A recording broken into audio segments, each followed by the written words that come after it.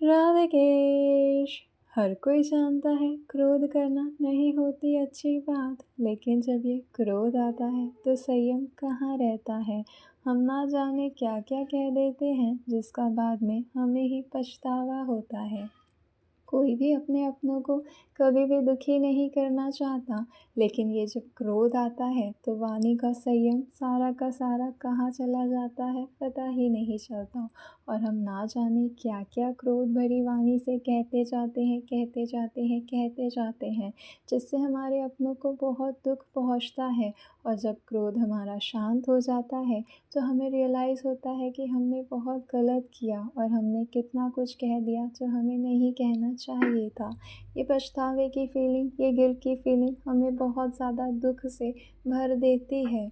तो जो कोई भी इस दुख से बचना चाहता है और अपने क्रोध को संयम में रखना चाहता है, उसे ख्याल से ये उपाय करना चाहिए जिससे आपका सारा का सारा गुस्सा एक दिन चला जाए, आपके अंदर से गुस्सा ही गायब हो जाए, क्रोध विहीन हो जाए आप। और साथ ही साथ जब कभी भी गुस्सा अगर आया तो भी आप अपनी वाणी में संयम रख सकेंगे और किसी को भी अपशब्द नहीं करेंगे, जिससे आपको किसी भी प्रकार का गिल्ट नहीं होगा। सो क्या है वो सिंपल सा उपाय जिससे हम अपने क्रोध पर काबू पा सकते हैं। उस उपाय को कहते हैं हरे कृष्ण हरे कृष्ण हरे कृष्ण हरे कृष्ण हरे कृष्ण। जी हाँ, हरे कृष्ण बहुत बहुत बहुत पावरफुल नाम है। जो कोई भी इसका सहारा ले लेता है उसका सारा का सारा क्रोध चला जाता है और उसे वाणी में भी संयम मिलता है। तो अगली बार से जब कभी भी आपको किसी बात पे बहुत क्रोध आए, बहुत गुस्सा आए, तो आपको बस करना ये है, ज़ोर ज़ोर से बोलना शुरू कर देना है हरे कृष्ण हरे कृष्ण हरे कृष्ण हरे कृष्ण हरे कृष्ण। कोई आपको कुछ और कह रहा है, आपको बहुत गुस्सा आ रहा है, आप उसे कुछ और कहना चाहते हैं, एकदम कड़वे वचन कहना चाहते हैं, उनके सवालों के जवाब एकदम गुस्से में देना चाहते हैं, अपनी सफाई प्रेजेंट करना चाहते हैं, आप बहुत कुछ चाहते हैं, लेकिन आप वो सब कुछ नहीं कहेंगे क्योंकि आप अभी क्रोध में हैं और क्रोध में कही हुई सही बातें भी गलत लगती है। इसीलिए जब कभी भी आप क्रोध में हो तो आपको किसी से कुछ नहीं कहना है। मन चाहे कुछ भी आपका करे, ये कह दूँ, वो कह दूँ, ये कर लूँ, वो कर लूँ, लेकिन आपको सिर्फ क्या कहना है, हरे कृष्ण हरे कृष्ण हरे कृष्ण हरे कृष्ण हरे कृष्ण। आपकी आंखें क्रोध से लाल हो रही है, आपका पूरा का पूरा शरीर गर्म हो गया है क्रोध से, लेकिन फिर भी आप सामने वाले को कुछ नहीं कह रहे, सिर्फ उसी के मुंह में ज़ोर ज़ोर से क्रोध भली वाणी में भले कह रहे हैं, लेकिन सिर्फ क्या कह रहे हैं, हरे कृष्ण हरे कृष्ण हरे कृष्ण हरे कृष्ण हरे कृष्ण। आपकी आंखों में गुस्सा है लेकिन आपकी वाणी में क्या है, सिर्फ हरे कृष्ण हरे कृष्ण हरे कृष्ण हरे कृष्ण हरे कृष्ण।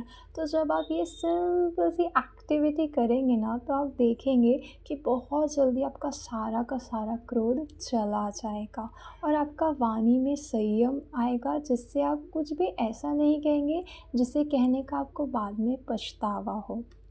जब आपका क्रोध चले जाए तब आप शांत मन से आपकी जो भी सफाई आप देना चाहते हैं दे सकते हैं, जो भी समझाना चाहते हैं समझा सकते हैं। लेकिन जब कभी भी किसी पर भी आपको क्रोध आए, तो अगर आप चाहते हैं कि उन्हें आप कुछ भी ऐसा ना कहें जिसका बाद में आप ही को पछतावा हो, तो ख्याल रखिए क्रोध में कुछ मत कहा कीजिए, सिर्फ कहा कीजिए हरे कृष्ण हरे कृष्ण हरे कृष्ण हरे कृष्ण हरे कृष्ण हरे कृष्ण। उन्हें देख के आप ज़ोर ज़ोर से कहिए हरे कृष्ण हरे कृष्ण हरे कृष्ण हरे कृष्ण हरे कृष्ण हरे कृष्ण हरे कृष्ण।